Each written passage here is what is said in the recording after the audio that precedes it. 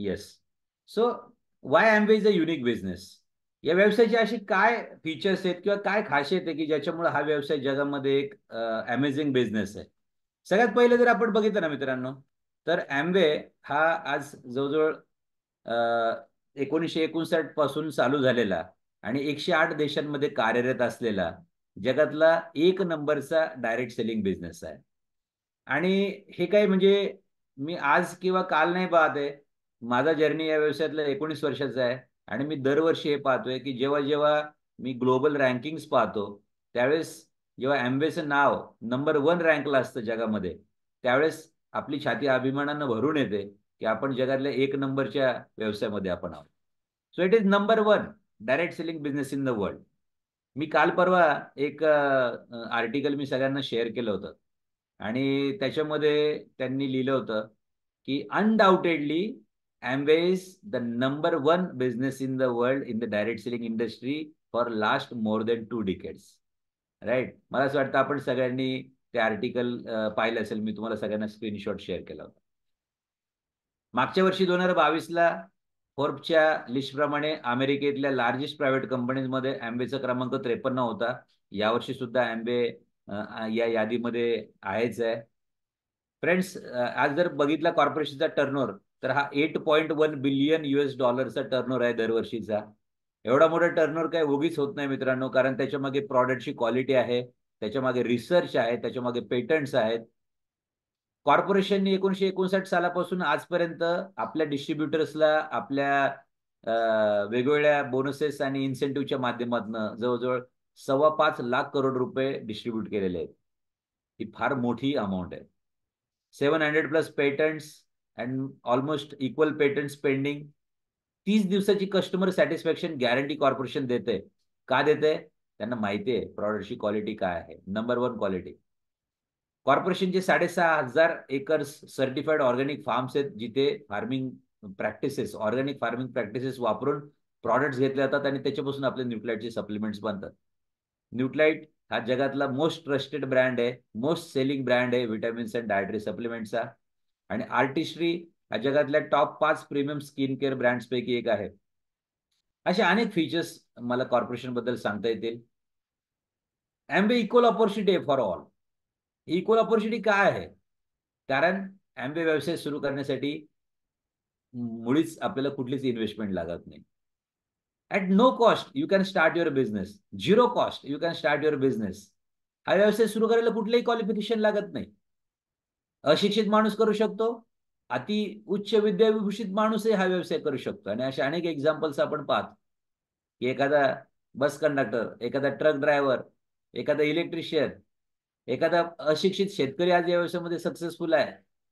आणि या व्यवसायामध्ये उच्च विद्याविभूषित असे engineers, doctors, scientist, teachers, engineers, वेगवेगळ्या क्षेत्रामध्ये काम करणारे लोक, बँकर्स या व्यवसायामध्ये यशस्वी आहेत.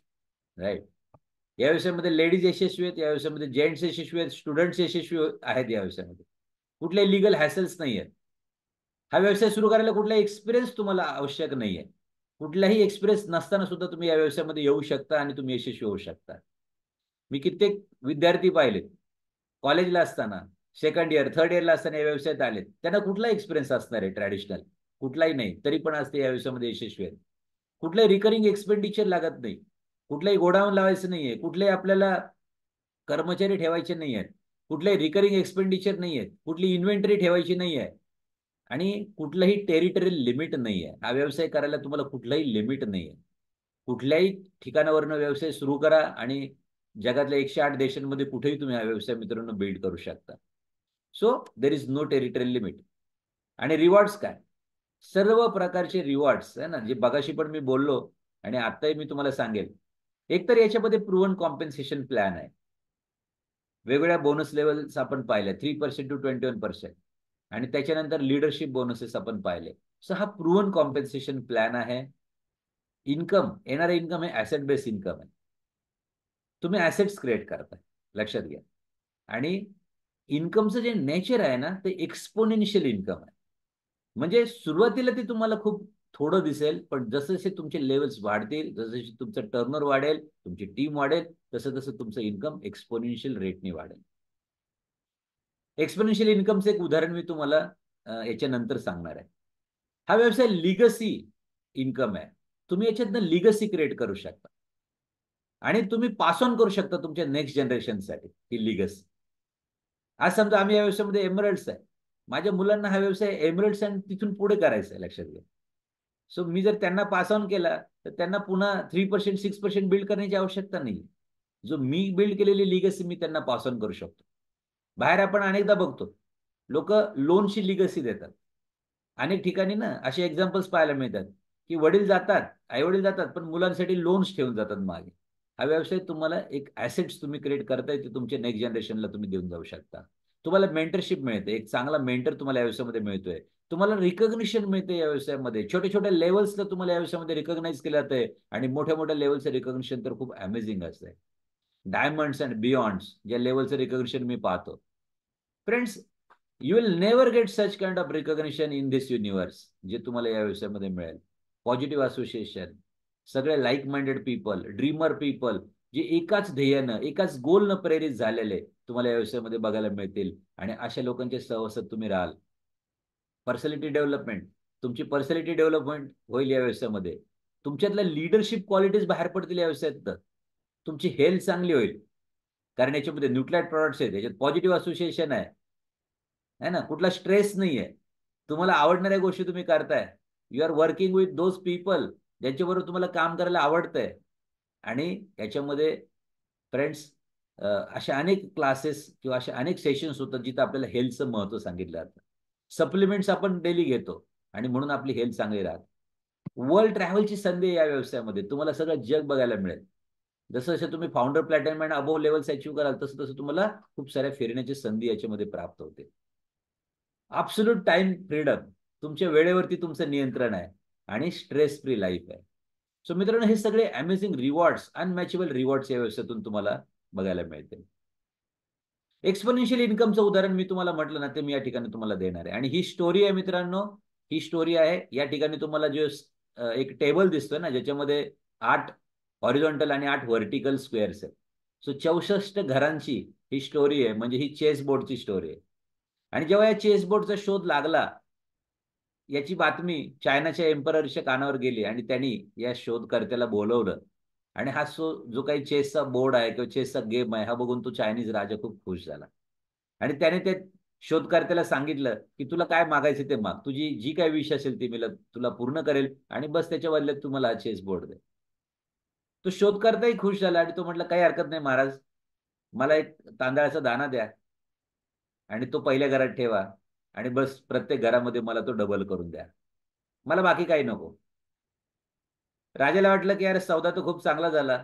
आज सगळे माझे जे पित्र असतील वरती स्वर्गात ते सगळे खुश झाले असतील, म्हणतील बघा मी किती छान सौदा केलाय. आणि दरबारातले जे काही सगळे सरदार वगैरे होते ते सुद्धा हसले. ते म्हणले अरे या पोराने मागून मागून काय मागितलं, एवढा छान गेमचा शोध लावला आणि त्यांनी काय मागितलं, एक तांदळाचा दाना, आणि तो पण पहिल्या रकाने ठेवा म्हणे आणि काय तर डबल करून द्या म्हणे. अर्ध राज्य मागायचं होतं, राजकन्या मागायची होती, ती कधी राजाने दिली असती. आणि मग ठीक आहे, तो मात्र गालातल्या गालात हसला शोधकर्ता. राजाने सांगितले का सेवकाला जा रे 1 किलोची तांदळाची बॅग घेऊन ये. तो सेवक आला आणि तांदूळ या रकान्यांमध्ये मांडायला सुरुवात झाली आणि पहिल्या घरामध्ये तांदूळ मांडले, 1 तांदळाचा दाना. दुसऱ्या घरामध्ये डबल करून 2, तिसऱ्या घरामध्ये डबल 4, असं करत करत चौथ्या घरात 8, 5व्या घरात 16, नेक्स्ट 32, 7व्या घरामध्ये 64 आणि 8व्या घरामध्ये 128 तांदळाचे दाणे मांडले गेले. फ्रेंड्स, ती जी काही 1 किलोची बॅग आणली होती ना, कदाचित ती संपून गेली आणि राजाने सांगितले सेवकाला जा रे थोडीशी 5-10 किलोची पिशवी घेऊन ये. तो सेवक गेला आणि 5-10 किलोची पिशवी घेऊन आला आणि आता पुढच्या दुसऱ्या आडव्या ओळीमध्ये तांदळाचे दाणे मांडायला सुरुवात झाली. पण आता मात्र रकाने कमी आणि तांदूळ ज्यादा अशी परिस्थिती व्हायला लागली, कारण त्या छोट्या चेस बोर्डवरती ते दाणे मांडता येणं शक्य नव्हतं. आणि म्हणून वेगवेगळ्या बाजूला वेगवेगळे नंबर देऊन वेगवेगळे छोटे छोटे ढीग घालायला सुरुवात केली. सो 9व्या घरामध्ये 256, पुढच्या 10व्या घरामध्ये 512, मग 1024, मग 2048 आणि असं करत करत 4000, 8000, 16000 आणि 16व्या घरामध्ये 32,000 तांदळाचे दाणे मांडले गेले. आणि फ्रेंड्स, आता मात्र सगळे दरबारी शांत झाले. राजाला घाम सुटायला लागला आणि तो मुलगा मात्र गालातल्या गालात हसत होता, ज्याने हा शोध लावला होता चेस बोर्डचा. आणि राजाच्या हे लक्षात आलं की काहीतरी गंभीर चूक आता आपल्या हातून झालेली आहे, गंभीर कमिटमेंट आपण या ठिकाणी केली आहे. आता पुढच्या घरामध्ये दाणे मांडायची किती, ती 5-10 किलोची बॅग संपून गेली. आणि मग म्हटलं तर हा गणित फार मोठं अवघड होणार आहे हे काम शेवटच्या घरापर्यंत. कारण प्रत्येक आडव्या ओळीत 8 असं 8 ओळी आहेत. सो शेवटच्या 64 घरामध्ये किती तांदूळ मांडायचे, हे गणित फार मोठं अवघड आहे. आणि म्हणून राजाने आपल्या दरबारातल्या उच्च विद्वान सगळ्या गणितज्ञांना बोलवलं, मॅथमॅटिशियनला, आणि त्यांना सांगितलं की तुम्ही हिशेब करा आणि मला सांगा की 64व्या घरामध्ये मला किती दाणे ठेवायचे. ते सगळे मंडळी आले. त्यांनी अबॅकसच्या त्यांच्या पाट्या आणल्या, स्लेट्स आणल्या, ते मनी मोजायला सुरुवात केली. आणि 4-6 तासाच्या अथक प्रयत्नांनंतर, घामाघूम झाल्यानंतर, त्यांनी राजाला एक फिगर सांगितली की 64व्या रकान्यामध्ये महाराज आपल्याला एवढे तांदळाचे दाणे ठेवावे लागतील. आणि ती फिगर म्हणजे किती आहे माहिती आहे? सो ही फिगर आहे मित्रांनो, 18 मिलियन ट्रिलियन्स. 18 million trillion. आता 1 मिलियन म्हणजे एकावरती 6 शून्य, 1 बिलियन म्हणजे एकावरती 9 शून्य, आणि 1 ट्रिलियन म्हणजे एकावरती 12 शून्य. सो या ठिकाणी 18 मिलियन ट्रिलियन्स म्हणजे 18 वरती पुढे पहिले 6 शून्य आणि त्याच्यावर पुढे आणखी 12 शून्य. आणि एवढी मोठी संख्या ही, आणि एवढ्या मोठ्या संख्ये इतका तांदूळ त्याला 64व्या घरात द्यायचा होता. तर महाराजांनी विचारलं की त्या गणितज्ञांना की एवढी संख्या म्हणजे किती तांदूळ. तर त्यांनी सांगितलं की संपूर्ण जगामध्ये जेवढा तांदूळ पिकतो त्याच्या 10 पट. आणि मग महाराज म्हटले त्या शोधकर्त्याला की बाबा मला माफ कर, एवढं तर मी काही तुला देऊ शकत नाही, तू दुसरं काहीतरी माग आणि मला या अटीतनं मोकळं कर. आणि मग महाराजांनी त्याला काही एकर अतिशय सुपीक अशी जमीन दिली आणि त्याला सांगितले की तू तिथे जा आणि आता तू सुखाने राहा. तर फ्रेंड्स, सांगायचंय काय की एक्सपोनेन्शियल म्हणजे काय आहे ना. जर तुम्ही डबलिंग करत गेला, एक ही संख्या 64 वेळा जर तुम्ही डबल केली तर तुम्ही कुठे पोहोचू शकता. आणि म्हणून मी तुम्हाला सांगेल की जेव्हा तुम्ही या व्यवसायामध्ये नवीन येता, तुम्ही एकटे असता, हळूहळू तुमचे 2, 3, 4 अशी संख्या तुमच्या टीमची व्हायला लागते. मे बी तुम्ही 3% लेवल अचीव्ह करता. हळूहळू तुम्ही 8 लोक 16 लोकांची टीम बनवता, तुम्ही 9% जाता. तुमचं इन्कम एक 8-10 हजार रुपये यायला सुरुवात होते. हळूहळू तुम्ही 32, 40, 50, 60 लोकांची टीम बनवता, तुम्ही बीबीआय होता 15% आणि तुमचं इन्कम कदाचित 30-32 हजारच्या पुढे जातं. आणि 100, 125 ते 150 लोकांची टीम बनवली, तुम्ही सिल्वर बनता आणि तुमचं इन्कम 70-80 हजारच्या पुढे निघून जातं. 250 ते 500 लोकांच्या टीम मध्ये तुम्ही कदाचित प्लॅटिनम टू फाउंडर प्लॅटिनम जाता. कन्सिस्टंटली तुम्ही इन्कम घ्यायला सुरुवात करता. आणि 1000 ते 2000 लोकांची टीम बनते, may be you are founder platinum to sapphire. आणि साधारणपणे 3 ते 4 हजार लोकांची जेव्हा तुम्ही टीम बनवता, एक नेटवर्क बनवता, यू बिकम एमरल्ड आणि you can earn around 30 to 40 lakhs per year, 30 ते 40 लाख रुपये इन्कम. आणि जेव्हा तुम्ही डायमंड जाल तर मे बी तुम्ही 8 ते 10 हजार लोकांची एक टीम बनवताय आणि तुमचं इन्कम 60 ते 70 लाख रुपये असू शकतं. आणि त्याच्या पुढे तुम्ही जाल तर मित्रांनो काय सांगणार, आता कुठल्या लेवलला काय असेल मलाही नाही सांगता येणार. पण जेव्हा तुम्ही मे बी हा 64 घरांचा रकाना किंवा ह्या व्यवसायाच्या निमित्ताने जेव्हा तुम्ही पार कराल कदाचित, तर तुम्ही किती वेळा क्राऊन अँबॅसेडर व्हाल हे सांगणं अवघड आहे. राईट. तर फ्रेंड्स, ही एक्सपोनेन्शियल इन्कमची ताकद आहे. आणि जेव्हा मी हे स्टोरी वाचली पॅरेबल्स ऑफ पाईपलाईन्स नावाच्या पुस्तकामध्ये, फ्रेंड्स, त्याच्यानंतर मला माझं व्हिजन आहे ना, माझे डोळे खाडकन उघडले आणि माझ्या लक्षात आलं की आपल्याला ही संधी आपल्या प्रॅक्टिसमध्ये मुळीच मिळणार नाही, आपल्याला नोकरीत ही संधी मिळणार नाही. पण जर आपण ॲसेट्स बिल्ड करायला सुरुवात केली तर मात्र ही संधी आपल्याला जीवनामध्ये मिळेल आणि आपण डबलिंग करू शकतो आणि आपण खूप मोठं एक नेटवर्क, एक ॲसेट्स क्रिएट करू शकतो. फ्रेंड्स, काही गोष्टी आहेत ज्या फॉलो करायला पाहिजेत. त्या म्हणजे some C's you have to follow. You need to have your choice. Success comes by choice and not by chance. Opportunity will come by chance, but success will not by chance. It will always be by choice. आणि success साठी तुम्हाला वेगवेगळे choices करावे लागतील. Choice, कधी उठायचं, काय काम करायचं, अनेक गोष्टींची आपल्याला चॉईस आपल्याला करावे लागतील. आणि हे चॉईस करत करत तुम्ही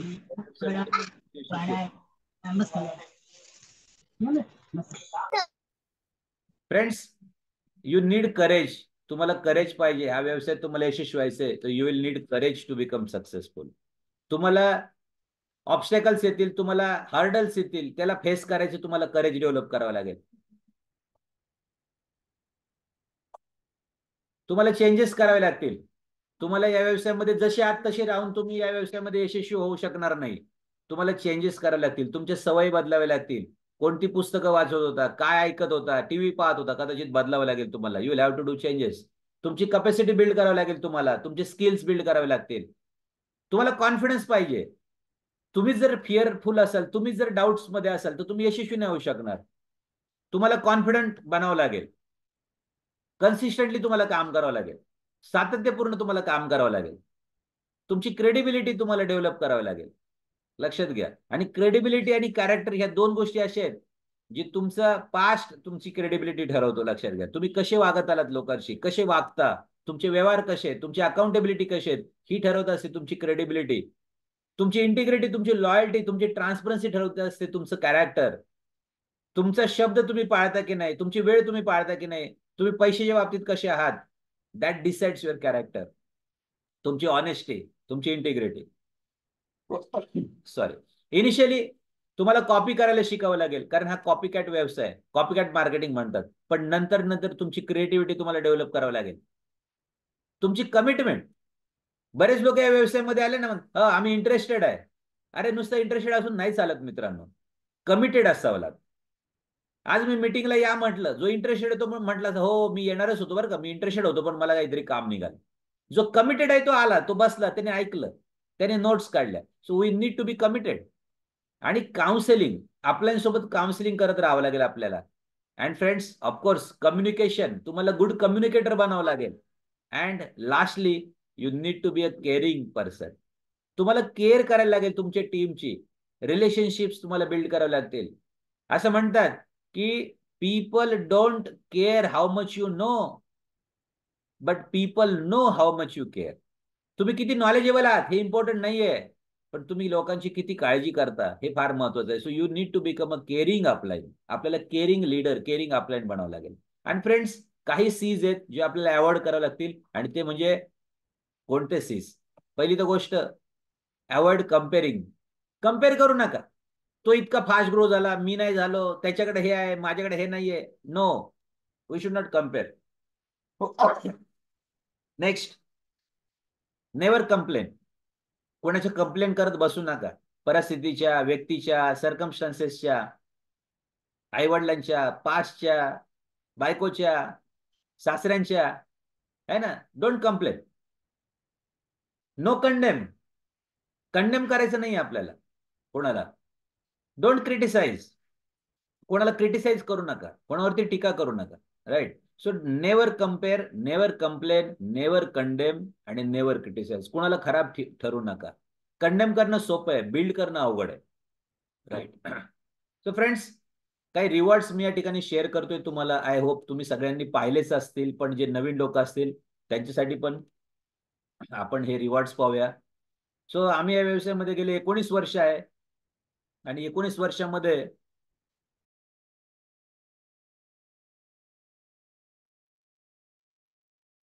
या 19 वर्षामध्ये आम्ही काय काय रिवॉर्ड्स एन्जॉय केले त्याची जस्ट मी तुम्हाला काही क्षणचित्र या ठिकाणी शेअर करतोय. फ्रेंड्स, 2005 ला आम्ही या व्यवसायामध्ये आलो. 2007 ला आम्ही प्लॅटिनम बनलो. आणि प्लॅटिनम बनून आम्ही पहिली ट्रिप अचीव केली. ती म्हणजे इट वॉज चायना, बीजिंग. 2007 मध्ये पहिली फॉरेन ट्रिप होती आमची. त्याच्यानंतर 2008 ला आम्ही थायलंडला गेलो, फुकेतला.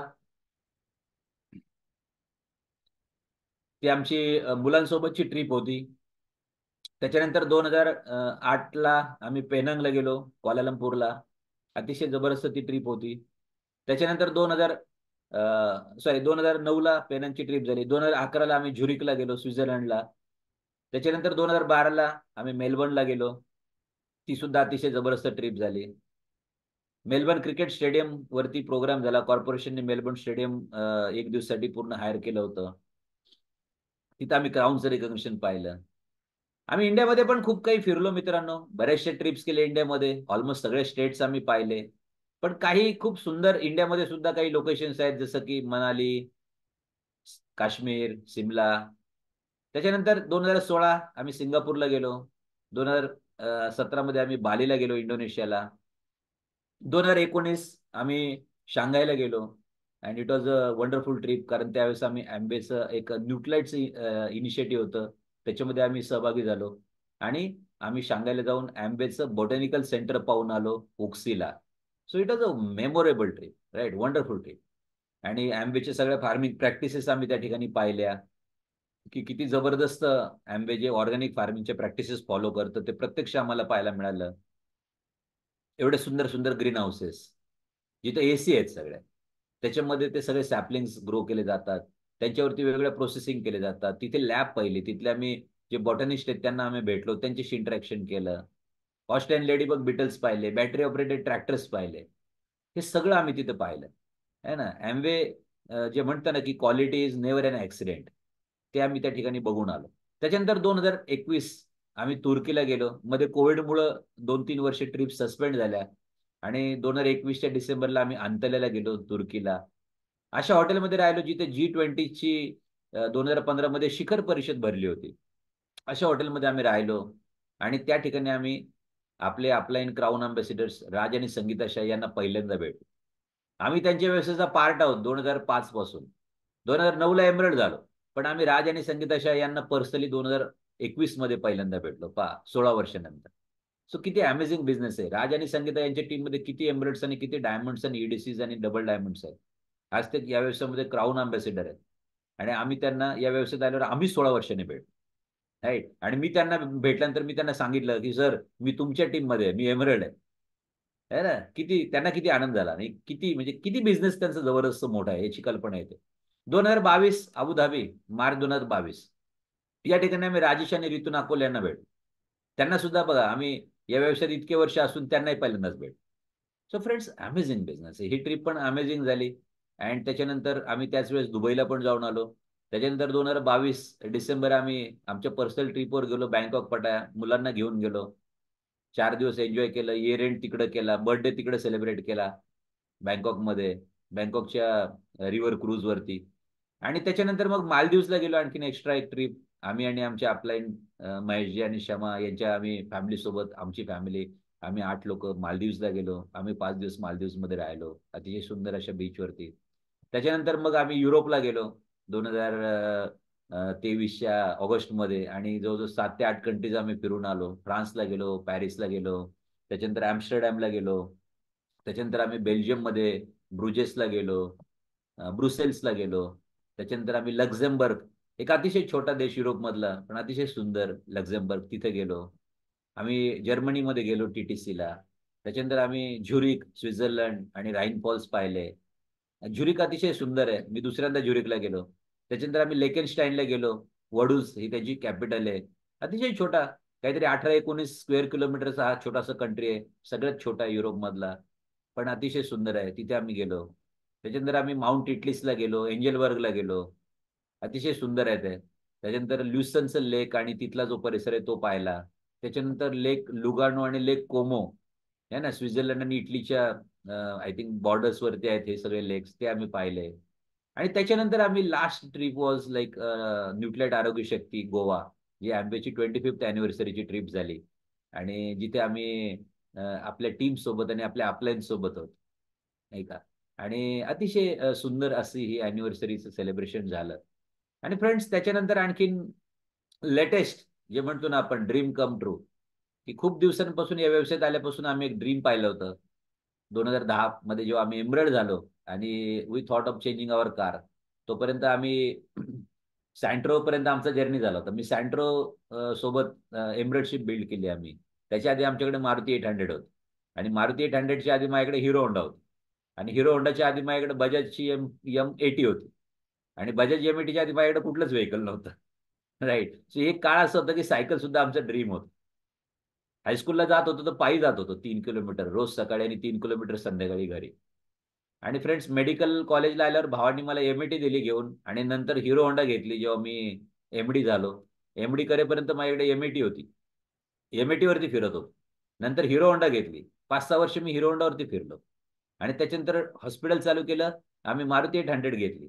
4 वर्षानंतर सँट्रो घेतली आणि सँट्रो सोबत मग हा व्यवसाय बिल्ड करायला सुरुवात केली. एमरल्ड झालो. एमरल्ड झाल्यानंतर गाडी बदलाव म्हणून आम्ही शोधत होतो आणि शुभंकर आमच्या सोबत होता.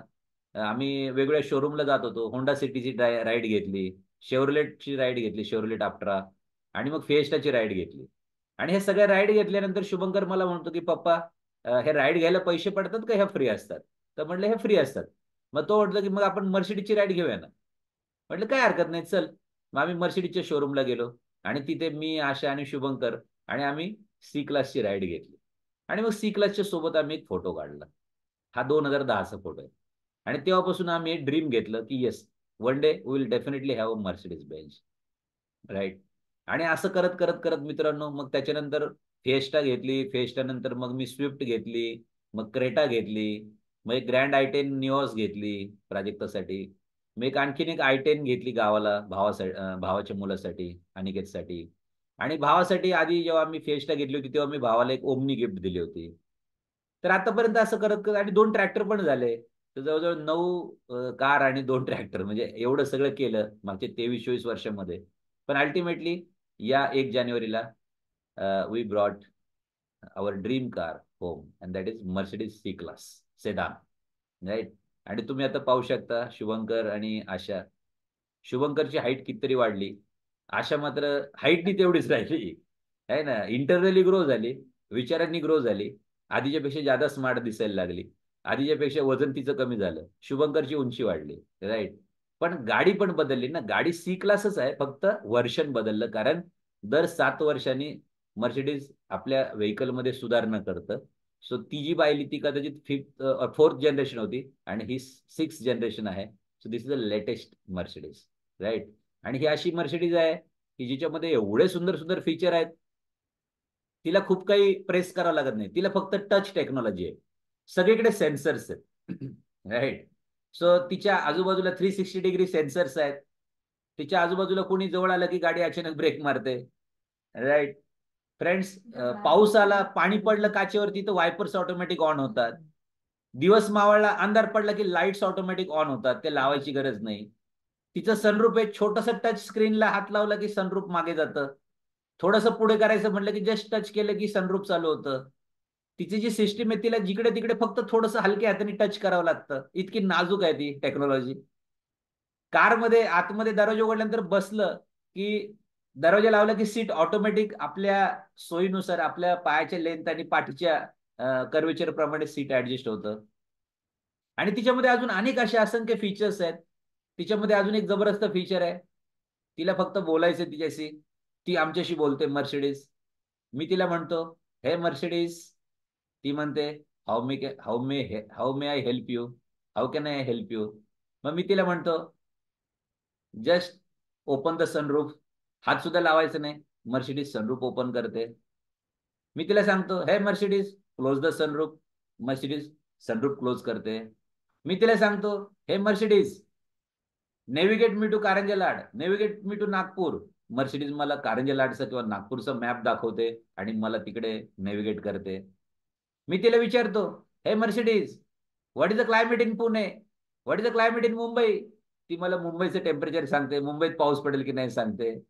फ्रेंड्स, अमेझिंग फीचर्स आहेत. मला आता जवळजवळ 1 महिना होत आला, मी अजून ते फीचर्स शिकतोय. मला सगळे फीचर्स समजायला कदाचित अजून महिना 2 महिने लागतील. So many features, amazing, right. So friends, हे सगळ्या गोष्टी आपल्यासाठी होऊ शकतात. आम्ही जे ड्रीम्स पाहिले, आमच्या लक्षात आलं की ते ड्रीम पूर्ण करण्याचा हा व्यवसाय, right. So friends, amazing business, amazing dreams. So dreams बघायला विसरू नका. मोठे मोठे ड्रीम्स बघा and believe on your dreams. Whatever our mind can conceive and believe, we can achieve. जेही आपण स्वप्न पाहतो, ज्या स्वप्नांवरती आपण विश्वास ठेवतो, युनिव्हर्स सुद्धा आपली स्वप्न पुरं करायला सगळे सिच्युएशन, सगळे सर्कमस्टन्सेस, सगळे लोक आपल्या जीवनामध्ये पाठवतात, राईट. आणि फ्रेंड्स, हे सगळं होऊ शकतं. Just believe. मी तुम्हाला खूप मोठी स्वप्न दाखवत नाहीये मित्रांनो. बऱ्याचदा लोकांना स्वप्नांची चर्चा केली की लोक म्हणतात नाही नाही, या व्यवसायामध्ये ना नुसतीच स्वप्न दाखवतात. पण फ्रेंड्स, या व्यवसायामधून स्वप्न पुरी पण होतात. आम्ही अनेक लोकांची स्वप्न पुरी झालेली पाहतो. विमानात बसायचं कोणाचं स्वप्न असते ते पूर्ण होतंय, गाडीचं स्वप्न असते ते पूर्ण होतंय. मर्सिडीजचं सगळ्यांचं स्वप्न नसेल. कदाचित तुमचं स्वप्न अल्टो असेल, तुमचं स्वप्न कदाचित I10 असेल, I20 असेल, कदाचित टाटा पंच असेल, व्हॉट एव्हर. फ्रेंड्स, ही सगळी स्वप्न पूर्ण करण्याची ताकद या व्यवसायामध्ये आहे. आणि we believe in the dreams, we believe in the beauty of the dreams. आणि लक्षात आलं की ड्रीमर लोकांसाठी हा व्यवसाय आहे. जसं ड्रीमर लोकांची कार म्हणजे मर्सिडीज आहे, तसं ड्रीमर लोकांचा व्यवसाय म्हणजे Amway business. Right friends? So have big dreams and have the courage to follow your dreams. Right? We need courage to see big dreams and we need courage to follow your dreams. We need courage to pursue your dreams. And definitely, जी स्वप्न तुम्ही पाहाल, ज्या स्वप्नांचा तुम्ही पाठपुरावा कराल, ज्या स्वप्नांना तुम्ही चेस कराल, ती तुमची स्वप्न निश्चितच पूर्ण होतील. So with this, I am done. Thank you so much. And over to host